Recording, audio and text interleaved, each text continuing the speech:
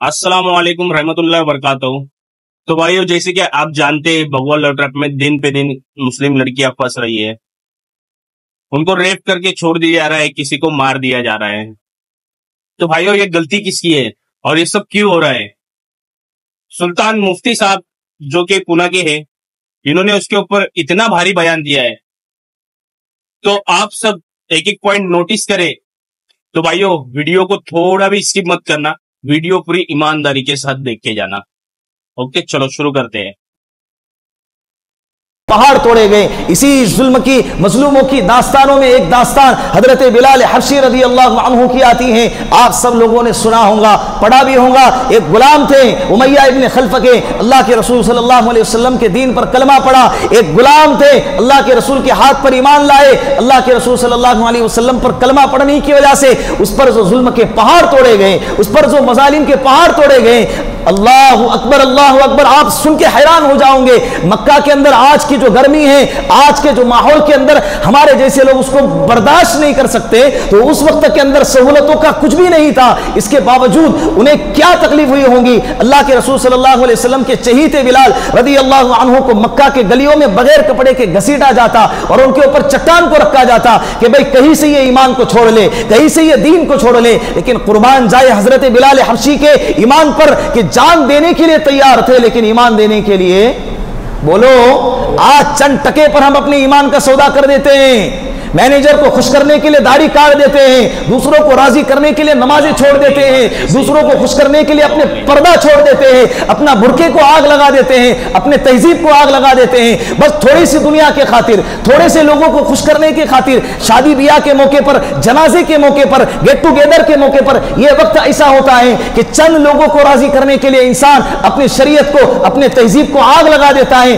लोग क्या कहेंगे, चाहे फिर अल्लाह क्या कहे उसकी कोई परवाह नहीं, दीन क्या कहता है उसकी कोई परवाह नहीं, ईमान क्या कहता है उसकी कोई परवाह नहीं, मेरी आखिरत इससे तबाह होती है इससे कोई परवाह नहीं, बस लोग क्या कहेंगे इसके खातिर लोग क्या करते हैं, शरीयत की धज्जियां उड़ाते हैं। आज का डेटा है, मुसलमानों के अंदर तादाद बढ़ती जा रही है निकाहों के अंदर बेहयाई की, फहाशी की, उर्यानियत की निकाहों के अंदर मुसलमानों के। हालांकि इस्लाम कहता है बिस्मिल्लाहिर्रहमानिर्रहीम, अल्लाह के रसूल ने फरमाया है इन्ना आज़मन निकाह बरकतन ऐसुरुहु। नोटिस ये इस पॉइंट को करना है आपको। आपकी बहनों को और दूसरों के बहनों को आप बचाना चाहते हो, मुस्लिम इस्लाम को आप बचाना चाहते हो, आने वाली कौम को आप बचाना चाहते हो, तो प्लीज प्लीज वीडियो को स्किप ना करें और वीडियो को जितना हो सके शेयर करते रहिए।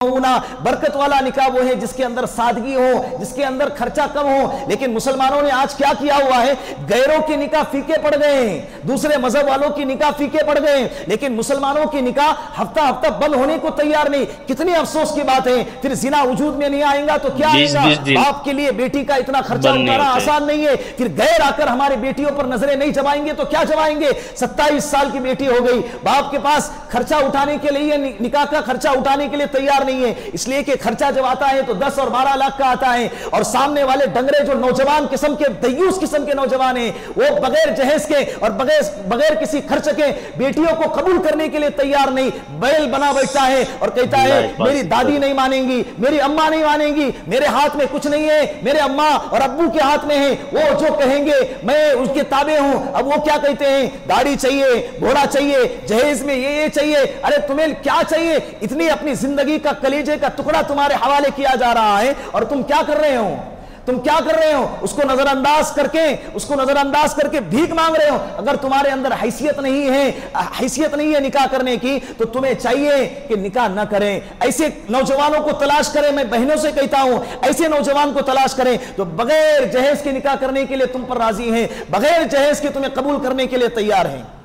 यह आज मुआशरे में बिगाड़ हो रहा है, जिसकी वजह से इर्तिदाद का माहौल बड़े तेजी से बढ़ता जा रहा है और मुसलमानों के बेटियों पर गैरों की नजरें जमाए बैठे हुए हैं। और मजबूरन 3 चीजें मैं आपसे कहता हूं, उसके पहले भी यह टॉपिक कई मर्तबा आ चुका है कि 3 चीजें जब तक उम्मत मुस्लिमा के अंदर राइज नहीं होंगी, उस वक्त तक मुसलमानों के अंदर, लड़कियों के अंदर खास तौर पर इर्तिदाद का माहौल खत्म नहीं होगा, हमारी बेटियों का ईमान सलामत नहीं होगा। फिर एक वक्त आएगा कि हमें अपने नस्लों के लिए फातिहा पढ़ने के लिए रोना पड़ेगा। ये तेजी के साथ उनकी साजिशें, आप कुछ गाफिल तो नहीं, इसी दुनिया में रहते हो ना। आपके सामने सोशल मीडिया है, आपके सामने इंटरनेट है, आपके सामने फेसबुक है, व्हाट्सएप है, यूट्यूब है, इस पर सारी वीडियोस खुल्लम खुल्ला धड़ल्ले से ये वायरल कर रहे हैं कि भाई मुसलमानों को अगर कमजोर करना है उनके बेटियों को टारगेट करें, मुसलमानों को अगर कमजोर करना है उनकी बेटियों पर हमला करें। लेकिन आज मैंने कहा ना, 3 चीजों पे मुसलमानों को अमल करना पड़ेगा। इंशाअल्लाह कोई कौम मुसलमानों की बेटियों पर गंदी निगाह नहीं डाल सकता। सबसे पहले मुसलमानों को चाहिए कि अपनी बेटियों का निकाह जल्दी करे। अल्लाह के रसूल ने फरमाया, बच्चा पैदा हो अजान दो, बोलने लगे अल्लाह का नाम बुलवाओ, जब बालिग हो जाए तो उसका निकाह करा दो। ठीक है, कानून है 18 साल से पहले निकाह नहीं करा सकते, 18 साल के बाद तो करा दो। ऐसे बायोडेटा आते हैं, इतने आते हैं कि जिसकी उम्र लड़की है, कुंवारी है, 28 साल की उम्र है, कुंवारी है 30 साल की उम्र है, कुंवारी है 32 साल की उम्र है, क्या वो अपने जज्बात को 15-15, 20-20 साल तक अपने सीने में दबा के रखेंगी? इस बीच अगर कोई दयूस आदमी उसको मोहब्बत का झांसा देकर अगर वर्गलाएगा तो क्या वो अपने उसके झांसे में नहीं आएंगी और अपने ईमान का सौदा नहीं करेंगी? इसका जिम्मेदार कौन बनेगा? इसका जिम्मेदार कौन बनेगा? तो अपने बेटियों का निकाह जल्दी करने की कोशिश करें। क्या करें? जल्दी करने की कोशिश करें। दूसरे नंबर पर सादगी से निकाह करने की कोशिश करें। जो कहे कहने वाले कहते रहें, मुझे तो अल्लाह को राजी करना है। कहने वाले कहते रहे, मुझे अल्लाह को राजी करना है। मस्जिदों के अंदर निकाह करने का रिवाज अल्लाह को राजी करना है भाई। जितना सादा निकाह, मैंने कई ऐसे घरानों को देखा है कि भाई वो चाहते हैं कि सादगी से निकाह करें, लेकिन मुआशरे ने इस घेरे को इतना तंग करके रखा हुआ है कि वो चाहकर भी निकाह को सादगी से कर नहीं सकते।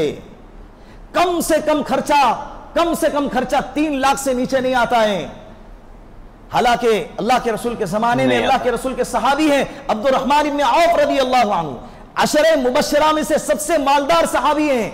खर्चा करने के लिए ये मिसाल भी क्या जबरदस्त है, मिसाल भी हजरत अब्दुर्रहमान इब्न औफ की आई है। अंबानी किस्से में वही था, और सहाबी की नहीं। देखो, किसी और सहाबी की आते तो आप कह सकते थे कि भाई उनके पास माल नहीं था, गरीब थे, इसके लिए उन्होंने ऐसा किया।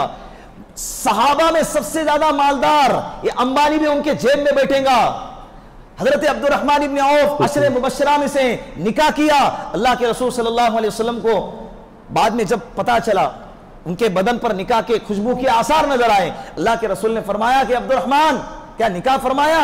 कहा कि जी या रसूल अल्लाह। अल्लाह के रसूल ने दुआ फरमाई, बारकल्लाहु लक व अलैका जमा बैनकुमा बिल खैर, अल्लाह तुझमें और उसमें बरकतें अता फरमाए। फिर अल्लाह के रसूल ने फरमाया कि वलीमा किया? कहा कि नहीं, औलिम वलो बिशातिन, वलीमा करो अगरचे एक बकरी क्यों नहीं होती है। अल्लाह के रसूल ने फिर वलीमे की तरगीब दी। नबी मौजूद है, निकाह किया और नबी को बुलाना जरूरी नहीं समझा, नबी को पता भी नहीं चला। नबी को या 1 महीने पहले से लिस्ट निकाली जाती है। ये निकालने वालों की तो गलती है, लेकिन मुआशरे की भी गलती ये है कि भाई अगर गलती से कोई रह गया तो सारी जिंदगी बायकाट, कता ताल्लुक, सारी जिंदगी नफरतें सीने में लेकर पालेंगे।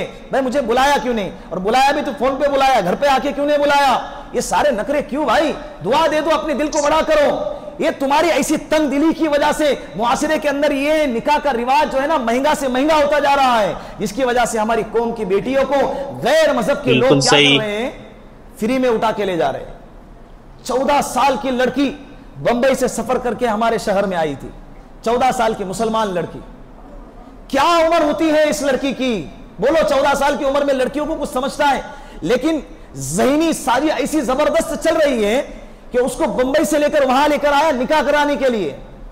अल्हम्दुलिल्लाह, अल्लाह ने उसके ईमान को बचाया। बर वक्त लोगों ने उसके तरफ तवज्जो दी और उसके माँ बाप को फोन लगाया। उन्होंने मिसिंग कंप्लेंट कराए हुए थे पुलिस स्टेशन के अंदर, जिसकी वजह से पुलिसों को लेकर आ गए। वो अपने बेटी को लेकर गए और उसके ऊपर रेप का केस लगाकर, नाबालिग बच्ची को भगाने का केस लगाकर उसको अंदर डाल दिया। लेकिन देखे ना, 14 साल की बच्ची है, माँ बाप को पूछे बगैर वहां से निकल के बाहर आ गई। अब उसके साथ क्या कुछ नहीं हो रहा होगा? अरे 2 घंटे के लिए हमारी बेटी जब बाहर जाती है तो माँ बाप के कलीजे मुंह को आते हैं, माँ अंदर से घबराती है, बाप फिक्र में होता है कि बेटी अब तक घर क्यों नहीं आई है। 14 साल की बेटी शहर छोड़कर चली गई, उस माँ बाप के दिल पे क्या गुजरती होंगी? और ऐसे कितने लड़कियां हैं, ऐसे कितने कौम के माँ बाप हैं कि जिनके बेटियों के साथ ऐसे हादसे पेश आ रहे हैं। निकाह करो यार, सादगी से निकाह करो, जल्दी निकाह करो। अपने बेटियों का भी और अपने बेटों का भी जल्दी निकाह करने की कोशिश करें। 28 साल की उम्र हो गई बेटे की, 30 साल की, और बाप कहता है कि अभी तो इसके लिए बहुत टाइम है, अभी तो इसके पास बहुत टाइम है। अगर इस बीच अगर इसने गुनाह में मुब्तला हो गया ना, इसका वबाल बाप के सर पे आएगा। किसके सर पे आएगा? बाप के सर पे आएगा। बेटी बाप से कह रही है, 1 साल के एक बाप की बेटी को गैर ईमान वाले ने उठाकर लेकर गया। अब वो बाप रो रहा है, लोगों ने कहा कि भाई सब्र करो, कहा कि ले जाने पर नहीं रो रहा हूं, रो इस बात पे रहा हूं कि मेरी बेटी 1 साल से मुझे कह रही है अब्बा मेरा निकाह करा दो। मैंने अगर उसकी बात पर अमल किया होता, आज मुझे ये दिन देखना ना पड़ता। मेरी आज बेटी गैरों के हाथ में चली गई। अब वो नस्लें जनेंगी तो गैर ईमान वाली जनेंगी, वो गैरों की जीनत बन गई ना। तो निकाह करो तो जल्दी करो और सादगी से निकाह करने की कोशिश करो। तीसरे नंबर पर 2 चीजें बताया। तीसरे नंबर पर मुआशरे के अंदर बहुत सारी ऐसी लड़कियां हैं जो तलाकशुदा हैं, बेवा हैं और कम उम्र वालियां हैं। निकाह उनके साथ भी निकाह करने की कोशिश करें। एक धब्बा लग गया तलाक होने का, 18 साल की लड़की, 20 साल की लड़की है, बेवा होने का, माथे पर अगर कलक लग गया ना, मुआशरा उसको ऐब की निगाह से देखता है। अरे 20 साल की उम्र में उसके शोहर का किसी हादसे में इंतकाल हो गया तो उस बेचारी की क्या गलती है? बस बेवगी का धब्बा लग गया तो कोई मुआशरा उसे कबूल करने के लिए तैयार नहीं। औरतें भी, माएं, लड़कों की माएं कहती है मेरा बेटा हीरा है, मैं क्या उसके लिए तलाक वाली उठाकर लाऊंगी? अरे तलाक वाली औरत ही होती है भाई, बेवा भी वो भी लड़की होती हैं। अगर खुदा ना खास्ता तेरी बेटी के साथ ये हादसा पेश आ जाए तो तू ये चाहेंगी कि मुआशरे के नौजवान मेरे बेटे को क्या करे? कबूल करे ना। जब तेरी बेटी बेटी है तो औरों की बेटी भी क्या है? अभी पिछले हफ्ते का वाकया देखा ना, बेटी है, सोशल मीडिया पे किस तरह से वायरल हो गया है। तलाक 5 साल पहले उस लड़की के शोहर का इंतकाल हो गया, 2 बेटे, 1 लड़का 1 लड़की है। घर वालों से कहा कि मैं एग्जाम देने जा रही हूँ। एक किस्सा मैं आपको बोल दूं, ये पुणे तळेगांव दाभाड़ी का किस्सा है भाई। आगे देखो मौलाना क्या कहते हैं, वही हुआ है इनके साथ। दूर का वाकया बयान नहीं कर रहा हूँ, सोशल मीडिया पे वायरल वाकया है, इनकलाब पेपर में भी आया है और दूसरे न्यूज चैनलों के अंदर भी ये वायरल हुआ है। मुसलमान बेटी, बुर्का पहनने वाली, 2 बच्चों की माँ है, लेकिन मुआशरे ने 5 साल तक ये बेटी कैसी रही? सहाबा के जमाने में सहाबा जंगे लड़ते थे, शहीद हो जाते थे, उन्हें गम नहीं होता था, इसलिए कि इद्दत के गुजरने से पहले रिश्तों की लाइन लग जाती थी। चले गए, कोई मसला नहीं, अल्लाह इससे बेहतर दे देगा, अल्लाह इससे बेहतर दे देगा। अगर यहां गलती से शोहर का इंतकाल हो गया या गलती से अगर शोहर ने तलाक दे दी, सारी जिंदगी सिसक सिसक के गुजारती है। माँ बाप भी निकाह करने को तैयार नहीं और ये लड़की भी, लड़की के लिए दूसरे लोग कबूल करने को तैयार नहीं। तो ये एग्जाम देने के लिए बाहर निकली अपने बच्चों के साथ और अपने प्रेमी जो जिसके साथ में रंगरलियां मना रही थी, एक गैर मजहब वाला था, हिंदू मजहब वाला था, जिसके साथ में रहने की वजह से वो हामिला हो गई। वो हमल गिराने के लिए उसको हॉस्पिटल में लेकर गया, जेरे इलाज उसका इंतकाल हो गया। अब ये डर गया कि भाई इसका इंतकाल हो गया, अब पोस्टमार्टम होगा, फिर आगे की कार्रवाई होगी तो मैं पकड़ा जाऊंगा। तो उसने अपने दोस्त की मदद से उसको क्या किया, नदी में फेंक दिया। अब बेटे ये देख के रो रहे हैं, छोटे से मासूम 2 बच्चे हैं, ये देख के रो रहे हैं, उन दोनों को भी उठा के नदी में फेंक दिया। देखे होंगे ना आपने, ज्यादा दिन नहीं गुजरा भाई, हफ्ता 1.5 हफ्ता ही गुजरा है। ये भी तो किसी माँ बाप की बेटी है, ये भी तो किसी माँ बाप की बेटी है ना। ये दिन यहां तक किस चीज ने उसको लेकर आए? हमारा मुआशरा ऐसे लड़कियों को कबूल नहीं करता है, बिल्कुल कबूल नहीं करता है। दिल बड़ा करके आज अगर इन 3 चीजों पर अमल नहीं किया गया तो मैं कहता हूं, हमारे बड़ों ने भी कहा है कि 10-15 साल के बाद उम्मत पर एक ऐसा दौर आएगा कि लड़कियां तेजी के साथ मुर्तद होते चले जाएंगी। वो दौर तो अभी दिख रहा है, वो दौर तो हमें अभी दिख रहा है। लेकिन आज अगर इस पर अमल नहीं किया गया तो आज से 10-15 साल के बाद तेजी के साथ हमारी कौम की बेटियां चली जाएंगी। दीनदार घरानों की लड़कियां भी जाने का रिकॉर्ड है हमारे सामने, कारगुजारियां हैं। तुम कहोगे कि भाई हमारी बच्ची नेक है, ठीक है, उसको नेक बनाए रखें, उसको नेक बाकी रख के उसका निकाह करें। और निकाह से बेहतर नेक बाकी रखने के लिए कोई और रास्ता नहीं है। हमारे मुआशरे ने तहजीब की धज्जियां उड़ा दी है, तहजीब के जनाजे निकाले हुए। हमारे साहबाए कराम ने कुर्बानियां, जानों का नजराना पेश किया है, अपनी जिंदगियों को दांव पे लगाया है इस्लाम की बका के खातिर। और आज हम ऐशो इशरत के खातिर क्या कर रहे हैं? इस्लाम को मिटाने के पीछे लगे हुए। देखिए ना, मोहम्मद इस्माइल हनिया शहीद रहमतुल्लाह अलैह 3 दिन पहले शहीद हो गए। 70 उनके खानदान के लोग शहीद हो गए। कितने? दीन के खातिर और इस्लाम के खातिर और ईमान के खातिर 70 अपने खानदान के अफराद को शहीद करवाया अल्लाह के रास्ते में, और उनकी बीवी उनके जनाजे को देखकर कहती हैं आपने ही हमें सब्र के साथ और हिम्मत के साथ जीना सिखाया है। हम ऐसे वक्त में अपने कदम अल्लाह ऐसा ईमान वाला हम सबको बनाए। ऐसे लालों की वजह से इस्लाम बाकी है, ऐसे लालों की वजह से इस्लाम तरक्की कर रहा है, और हमें कुछ पता ही नहीं है। हमें इस्लाम के बारे में कुछ पता नहीं है, दीन के बारे में, तारीख के बारे में कुछ मालूम नहीं है। फलस्तीन के साथ इस्लाम का बहुत गहरा ताल्लुक है, इसलिए कि वहां पर मस्जिद अक्सा है जो मुसलमानों का क़िबले अव्वल है। मुसलमानों का क्या है, अल्लाह के रसूल सल्लल्लाहु अलैहि वसल्लम मेराज के सफर पर गए थे, 1,24,000 अंबिया अलैहिमुस्सलातु वस्सलाम के अल्लाह के रसूल ने उस मस्जिद में इमामत फरमाई है।